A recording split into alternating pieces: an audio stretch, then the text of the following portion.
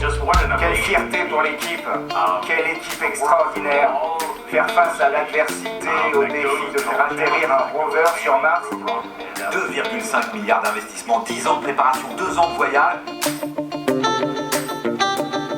Il va déployer le bas de sa super caméra conçue à Toulouse à la recherche de traces de vie fossile dans le sol.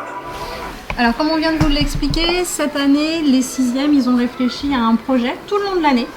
On partait à bord de l'ISS pour réfléchir à partir vivre sur Mars. D'accord ?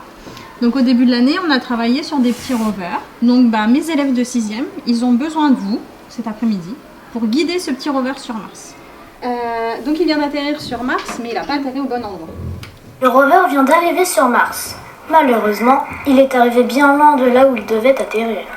Aidez-le à retrouver son chemin en évitant les cratères. Et pensez à passer par le relais de communication avant d'arriver à la base martienne. Je pense que l'idée, elle est née quand moi j'ai expérimenté les Blue Bots dans ma classe. En fait, je les ai beaucoup expérimentés avec ma classe de 6e. Et du coup, j'ai proposé à Claire si sur son niveau, ça pouvait être intéressant de travailler avec eux sur les robots. Parce que finalement, ça fait partie du programme de cycle 3.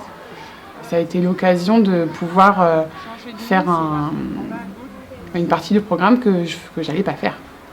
Ce que ça apporte, c'est les connaissances et les compétences de la personne avec qui on travaille. Moi, ça m'a vraiment apporté parce qu'il a fallu que je me positionne dans un autre niveau qui n'était pas le mien. Donc c'est vrai qu'on est sur le même cycle, on est dans le cycle 3, mais moi j'ai des élèves qui arrivent de tout établissement finalement en 6e. Et il a fallu que je me projette en me disant, bon d'accord, mais c'est des CM1, donc avec Claire, souvent je la questionnais, est-ce que ça ils sont capables de faire, est-ce qu'on crée cet outil, donc vraiment de s'adapter à chacun. Choisir votre Blue Bot, on ferme et on est là-dessus. Là, on va au 3e rectangle orange qui est le mode challenge.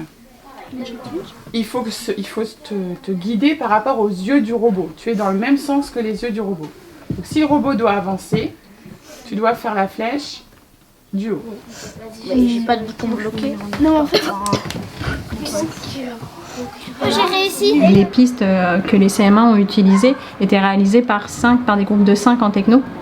Donc ils ont vraiment dû réfléchir à leurs pistes, ils ont dû choisir les images, ce qu'ils voulaient vraiment en faire, et après ils ont dû réfléchir à leur mission, c'est-à-dire on va leur dire d'aller à tel endroit sur Mars, donc ils ont dû se renseigner un petit peu de ce qu'on avait déjà découvert, et puis il fallait que ça soit réel. Quand ils leur disent qu'il faut aller prendre une photo du cratère, c'est parce que le rover qui est actuellement sur Mars fait ça. C'est vrai qu'on pourrait se déplacer dans un quadrillage, faire des grandes croix au sol, des grands carrés au sol dans la cour et on se déplace.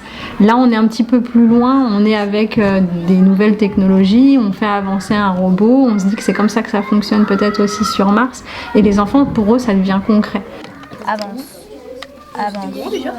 Pourquoi vous avez pris mes petites cartes Oui, il tourne, il avance. Ça nous aide à apporter du sens en fait aux apprentissages. Et en plus, les nouvelles technologies, c'est leur avenir, enfin c'est leur vie. Pour nous, il faut qu'on s'adapte, mais pour eux, ils sont dedans. Donc c'est à nous de nous adapter en fait. Et on doit leur apprendre à se servir de tout ça. Donc oui, clairement, ça fait évoluer ma pratique aussi.